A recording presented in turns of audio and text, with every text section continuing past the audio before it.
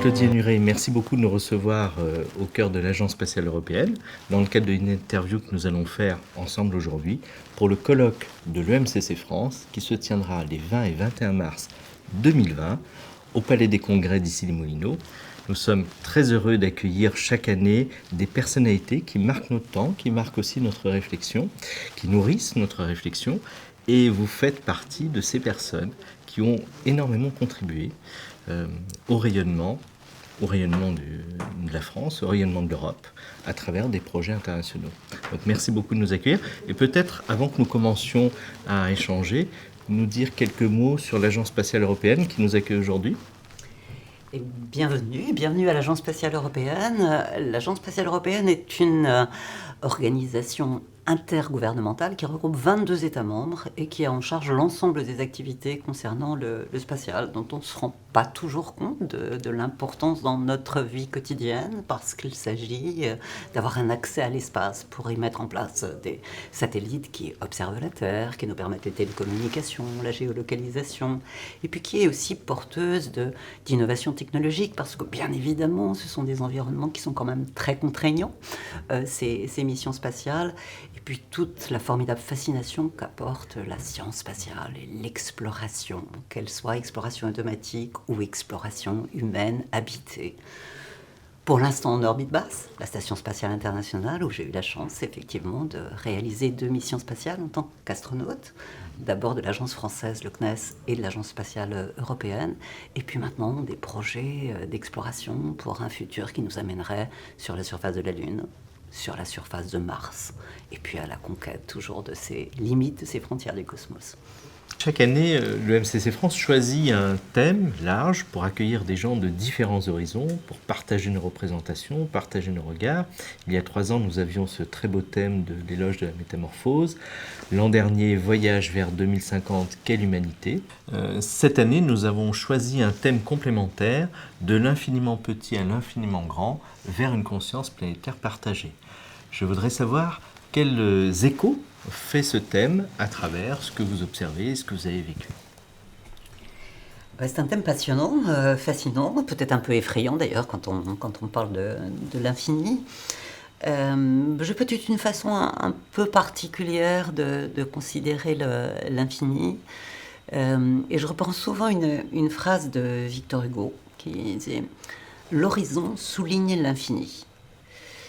Et j'ai eu la chance de me mettre au-delà de l'horizon et de regarder l'horizon peut-être un petit peu différemment. C'est peut-être ce que je peux apporter dans ma contribution à votre réflexion. Et se dire que effectivement, quand on a un regard décalé, décentré, et que justement on regarde au-delà de l'horizon, soit en élevant le regard, soit en regardant plus loin, on va se rendre compte de l'immensité de cet univers, de ce qu'on doit appréhender pour rendre le futur possible.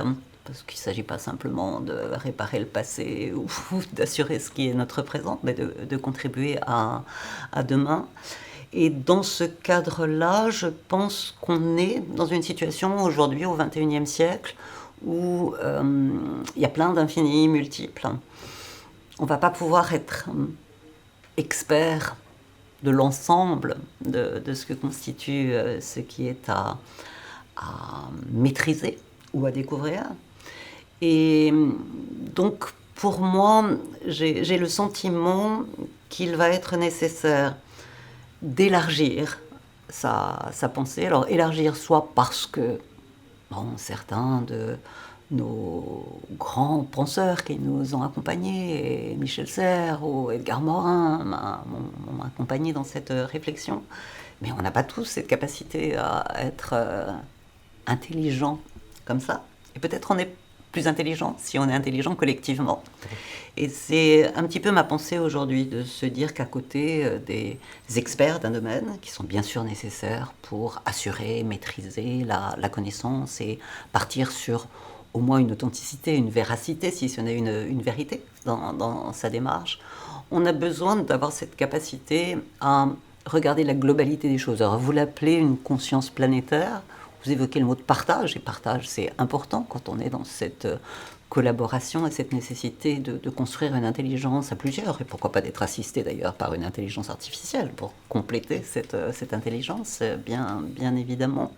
Donc ça me paraît important aujourd'hui, d'avoir cette intelligence collective, de la partager pour avoir non seulement une conscience planétaire, et quand je disais regarder au-delà de l'horizon, quand on a la Terre dans l'horizon du hublot de la station spatiale, bien évidemment, cette conscience planétaire, elle est là. La Terre est une magnifique planète porteuse de vie. C'est le seul endroit où on voit de la vie, mais complètement fragile, vulnérable, isolée dans un cosmos et dans un univers infini, justement, qui est plutôt hostile et mystérieux.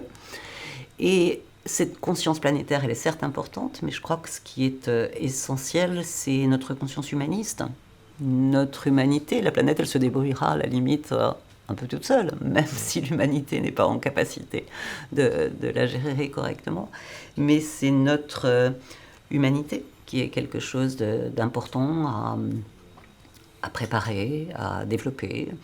Et peut-être aussi ce qui m'a poussée dans ma carrière professionnelle, au-delà de thèmes d'expertise justement et de connaissances du côté de l'infiniment petit, à élargir cette vision, pas pour aller vers l'infiniment grand, je reste très humble par rapport à ça, mais se dire que les sujets d'éducation, les sujets de culture, les sujets d'enrichissement par la diversité sont des sujets essentiels aujourd'hui pour essayer justement d'avoir non seulement une conscience planétaire, mais porteuse de cette humanité, et de pouvoir être dans la construction d'un progrès, si le mot progrès a toujours un sens aujourd'hui.